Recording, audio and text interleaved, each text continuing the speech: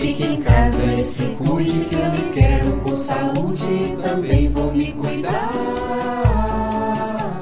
Gente, muito boa noite para todos vocês, todas, todos, todes que acompanham as lives que a gente tem feito aqui na Agência de Notícias da AIDS desde março.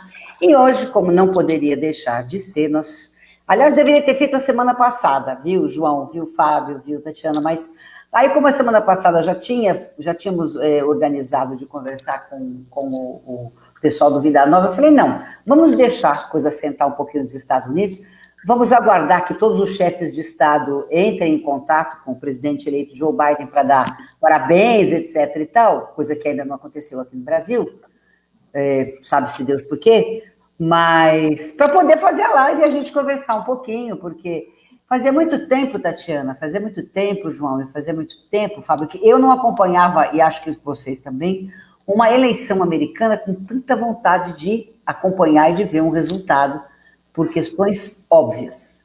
Todos nós que trabalhamos com direitos humanos, esperamos que os Estados Unidos tenham uma postura mais cidadã, mais solidária, tá certo? Mais acolhedora em relação ao tema que nos une, que é a vida, o acolhimento, o tratamento e a perspectiva de qualidade de vida das pessoas que vivem com HIV e AIDS, da população LGBTQI+, como um todo. E para isso, nós convidamos a Tatiana Pronin. Tudo bem, Tatiana? Muito boa noite.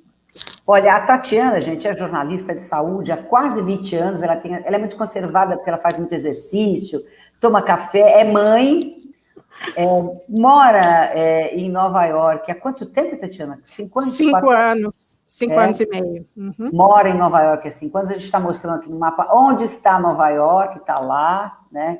Era jornalista de saúde há quase 20 anos, foi editora do portal UOL, repórter da revista Viva Saúde e do jornal Valor Econômico, além de atuar como produtora de TV e assessora de comunicação. Atualmente, ela é editora do site do Dr. Jairo Bauer, e é correspondente freelancer, e também atua como intérprete médica na cidade de Nova York. Tatiana, vamos começar por você. Como é que está a situação hoje em Nova York, quando a gente fala de coronavírus? A gente foi o epicentro da epidemia, foram semanas muito tensas, a gente teve, durante vários dias em abril, mais de 1.000 mortes por dia, né, em Nova York, no estado de Nova York, mas principalmente na cidade de Nova York. Eu vi um hospital passar pela janela, literalmente, né, quando chegou aquele navio hospital. Foi realmente impactante para a gente. Então, desde o verão, os casos começaram a diminuir muito, muito mesmo. As mortes também. A gente teve mais ou menos 35 mil mortes no estado de Nova York. É muita gente. Como no resto dos Estados Unidos, foi muito a pandemia foi muito mais agressiva para as pessoas, para os trabalhadores que não puderam parar, que não puderam entrar em quarentena, negros, latinos, a desigualdade ficou escancarada também em Nova York, né? A gente pensa, mas você está em Nova York, imagina, é outro mundo. Não. O João Neme, que hoje está em Bruxelas, está lá na capital da Bélgica, o João trouxe essa conversa para as lives que nós fizemos no início da pandemia, nós fizemos uma conversa com ele, e ele trouxe justamente, o João fez uma crítica bastante contundente, e dizendo isso, que Nova York, a gente está mostrando aí imagens da Bélgica, de Bruxelas, o João agora está em Bruxelas, o João ele trouxe e disse justamente isso, as dificuldades, e ficava muito claro que a cidade de Nova York é mostrar a discrepância que existe entre a Nova York rica e a Nova York onde as pessoas têm uma vulnerabilidade atroz, e foi, na realidade, o que aconteceu. O João é professor de português em Columbia University desde 2012, a sua pesquisa lida com questões ligadas ao movimento LGBTQI, estigma e diversidade. Ele escreve também sobre cinema queer no Brasil e representações de telenovelas brasileiras. João tem um próximo livro, Antropologia Queer no Brasil Contemporâneo de Cinema, que deve sair no final deste ano. Quando eu cheguei, estava numa situação controlada, como Nova York, os números tinham baixado bastante, e eles estavam começando com medidas de abertura, as escolas estavam voltando às aulas, as universidades, as lojas estavam abertas, ainda com as mesmas medidas de máscara nas ruas, no transporte, mas 2 semanas depois, os casos estouraram e ultrapassaram, o número ultrapassou os números de março e abril aqui. Entre setembro e outubro foi o maior número de casos desde março aqui, e aí, não só aqui, na verdade, né, foram em vários países aqui da região, né, também na França, também na Alemanha, e aqui eles voltaram com medidas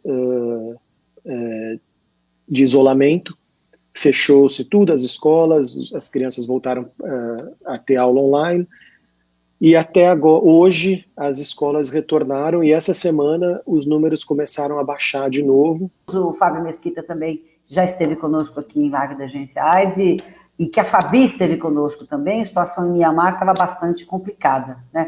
O Fábio é médico infectologista, a gente está mostrando Mianmar onde médico infectologista, membro da equipe técnica, foi membro da equipe do corpo técnico do Departamento de HIV e AIDS e hepatite virais aqui de São Paulo, foi diretor do departamento, atualmente ele estava na OMS, está em Mianmar. Entre 2013 e 2016, ele foi diretor do departamento e já coordenou também, aí fotos de Mianmar, já coordenou também o programa municipal de DST-AIDS aqui em São Paulo. Mianmar está mandando muito bem no controle da epidemia até o momento, né?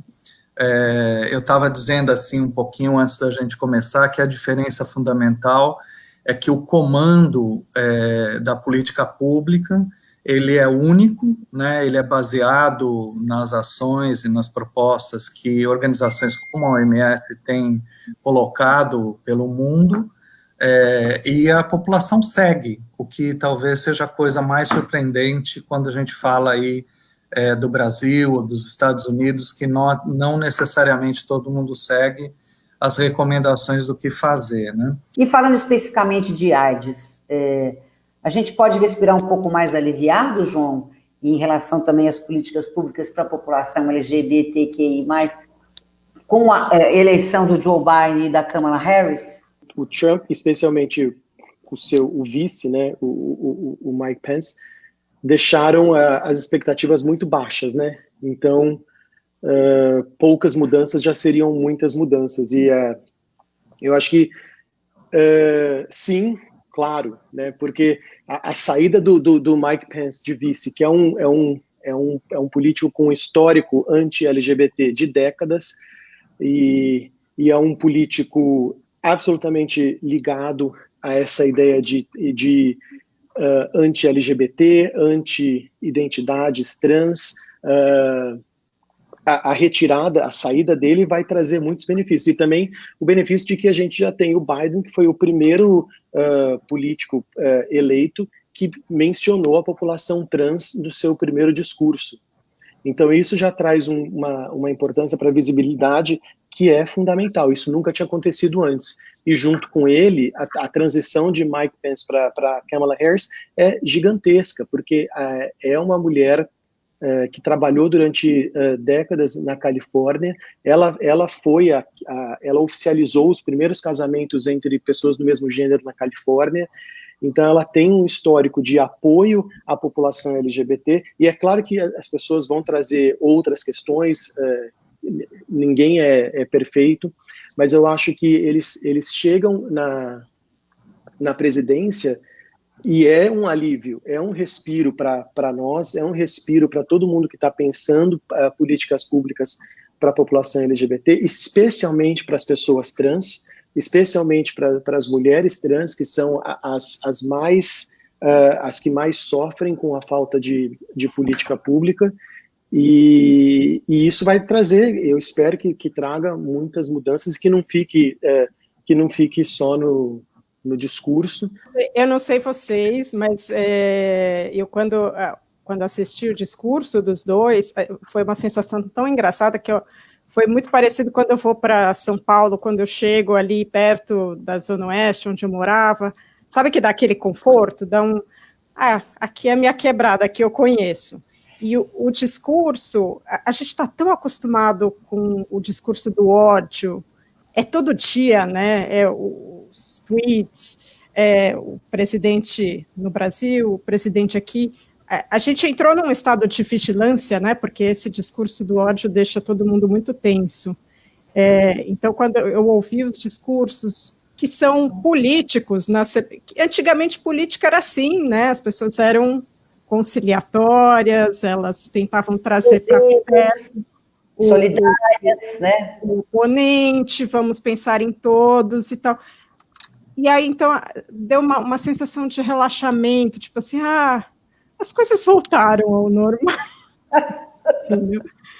E eu acho que, assim, eu tenho as minhas dúvidas, porque eu sou um pouco cética e eu não sei o que de fato vai ser feito na prática, em termos de mudanças no acesso à saúde, mas uma coisa a gente tem certeza, o Trump lançou no começo de 2019 aquele grande plano para acabar com a epidemia do HIV nos Estados Unidos, e é um plano ambicioso, o orçamento ainda me parece que não foi todo aprovado, mas enfim, ele planeja acabar com a epidemia até em 10 anos.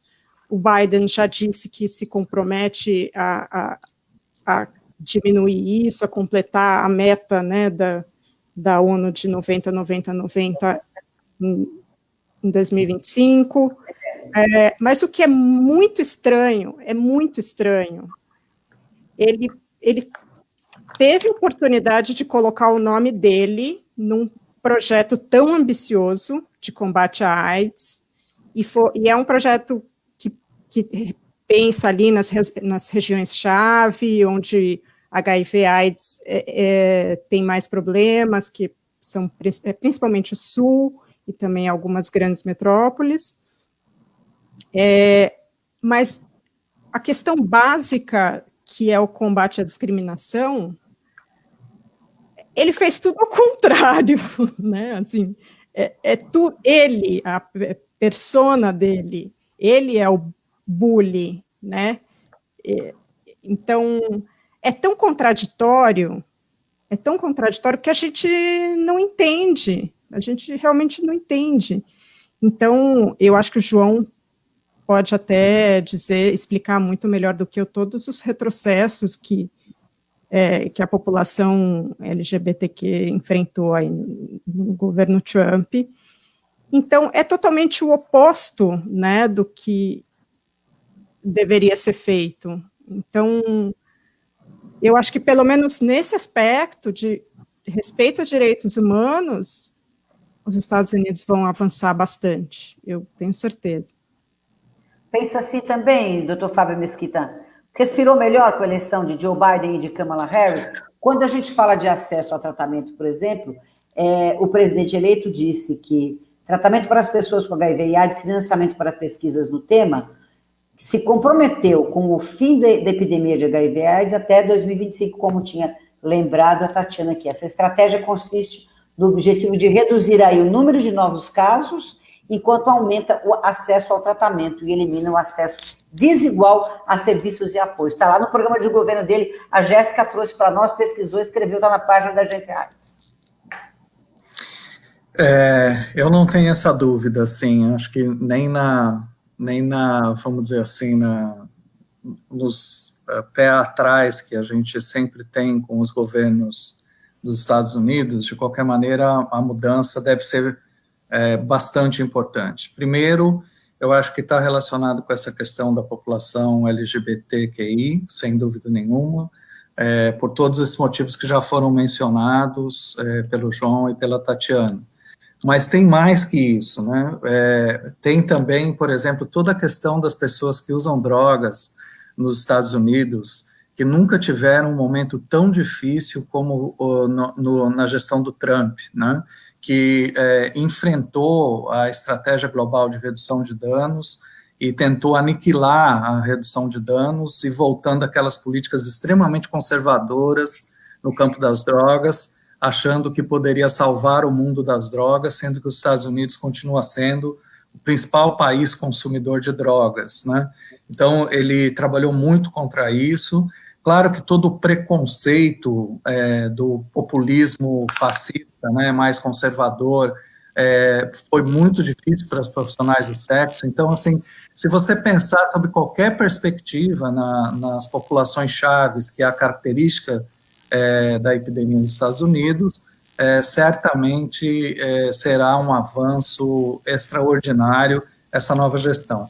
Tem um outro aspecto que é extremamente importante no caso dos Estados Unidos, no caso do Brasil, que é a população negra, que é mais atingida pela epidemia de AIDS nos dois países, de uma forma bem expressiva, numérica, calculada, todos os dados epidemiológicos apontam isso, e um governo que vai lutar contra o racismo vai fazer uma diferença bastante grande também nessa desproporção que há entre os casos de AIDS na população negra e na população geral.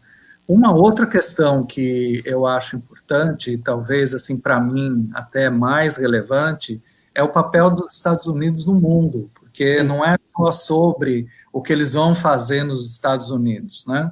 Os Estados Unidos têm assento em todos os grandes fóruns de decisão das políticas públicas de AIDS do mundo, seja na OMS, seja na UNAIDS, seja em qualquer outro lugar, mas ainda assim eles são os maiores financiadores da luta contra a AIDS do mundo. 30% dos recursos do Fundo Global de Luta contra a AIDS são do governo norte-americano, e tem toda a estratégia do PEPFAR, que é uma das estratégias que mais financia a luta contra a AIDS no planeta, né? E se você pegar a gestão do PEPFAR do Obama e a gestão do PEPFAR do Donald Trump, é radicalmente diferente, né?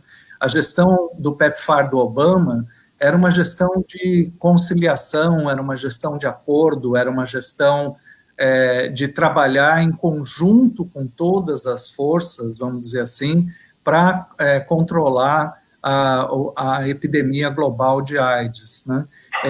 A gestão do Donald Trump era uma gestão de imposição de metas, era uma gestão agressiva do ponto de vista de forçar os países a fazer coisas que não necessariamente eles estavam preparados para isso. Então, isso vai ter uma mudança muito grande no panorama internacional daquilo que são os recursos norte-americanos utilizados e a política, que os Estados Unidos sentam nesses fóruns e tomam decisões. Sem falar de coisas absurdas, por exemplo, os Estados Unidos, logo no começo da gestão do Trump, saiu da UNFPA porque tinha uma política de saúde sexual e reprodutiva que os Estados Unidos, conservador, não podia tolerar, por exemplo, que as mulheres se empoderassem, que tivessem direitos básicos, que tivessem, por exemplo, direito ao aborto, e ele boicotou a UNFPA durante os 4 anos de gestão. Quer dizer, pelo menos um olhar, a AIDS volta a ter um olhar, prestar um pouco mais atenção nas ações que o mundo poderá desenvolver com a eleição dos dois? É preciso trabalhar com o estigma em relação ao termo AIDS e ao termo HIV, especialmente ao termo AIDS. Eu acho que quando a Tatiana estava mencionando o plano do Trump, uma das coisas que eu acho que ele se recusou a colocar o nome é isso, né? É a associação que ainda tem em relação à AIDS, e eu acho que é esse estigma que tem. Então, ainda que governos como do Biden possam melhorar a situação e como o Fábio falou, trazer mais essa questão, trazer de volta os Estados Unidos para essas mesas de discussão, o estigma em relação ao vírus e o estigma em relação à doença ainda é muito forte. Eu acho que as pessoas ainda evitam falar sobre isso, né? Porque essa marca que deixou nos anos 80, do começo da epidemia, como uma doença marcadamente sexual, como uma doença, com todas essas, e eu não estou dizendo mas eu estou dizendo que todos os estigmas que foram deixados nos anos 80 ainda estão presentes no dia de hoje. Então, independente de quem seja o presidente, é importante que a conversa sobre o estigma ao redor do vírus exista, para que as pessoas possam falar mais, e isso vai depender de várias políticas públicas e vai depender de muita gente conversando sobre isso.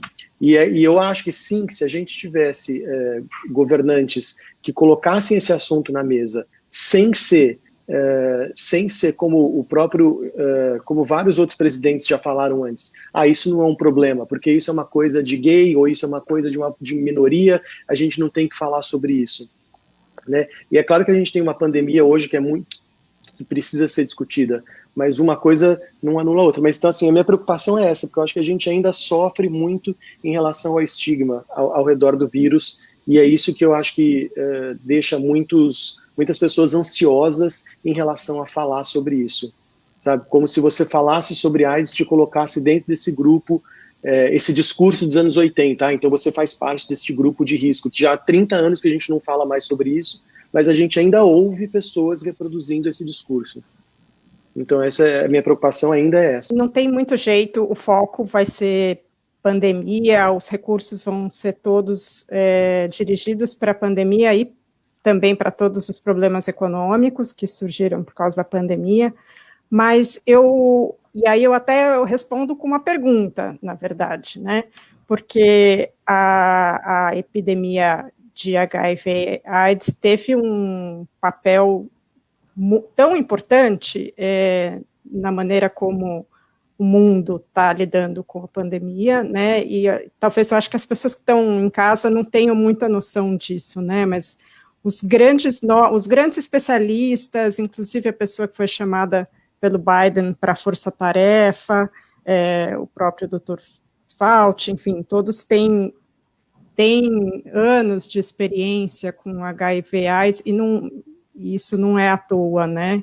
Então, a minha pergunta até para o Dr. Fábio é se talvez, eu acho que num primeiro momento, a minha percepção é de que HIV não vai ser foco, mas que talvez alguns ganhos venham de todas as pesquisas e de todo o trabalho de pesquisa que for feito com a pandemia, né? A gente teve alguns antivirais que estavam ainda em processo de aprovação e que começaram a ser estudados super rápido em função da pandemia, porque eles eram potenciais tratamentos.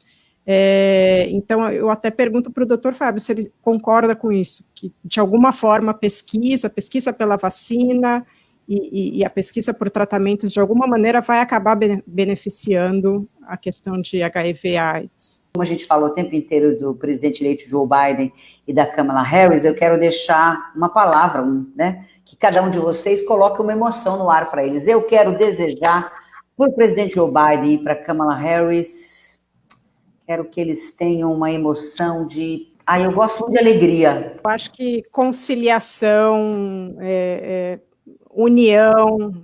Eu vou deixar só a indignação para a gente não perder o momento e não achar que ganhar a eleição e acabou. Bom, primeiro eu queria dizer qual é a emoção que o mundo teve com a eleição deles, que foi uma emoção de alívio, né? E tem uma expectativa positiva e vigilante em relação aos dois, né? Muito obrigada, doutor Fábio Mesquita, muito obrigada, João Neme, muito obrigada, Tatiana querida, saúde para todos nós e que tenhamos um 1º de dezembro com muita fé e com muita força, que a diferença de fé e de força de todos vocês faz a diferença na luta contra a AIDS no mundo inteiro. Muito obrigada, viu?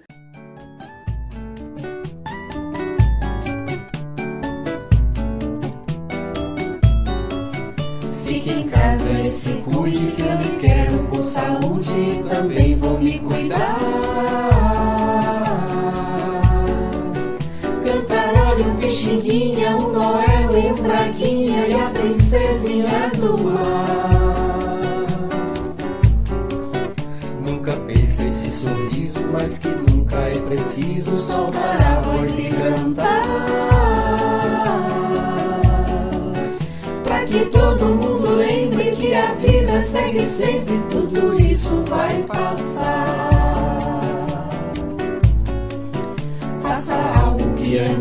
jogue cartas, veja um filme, mude as coisas de lugar.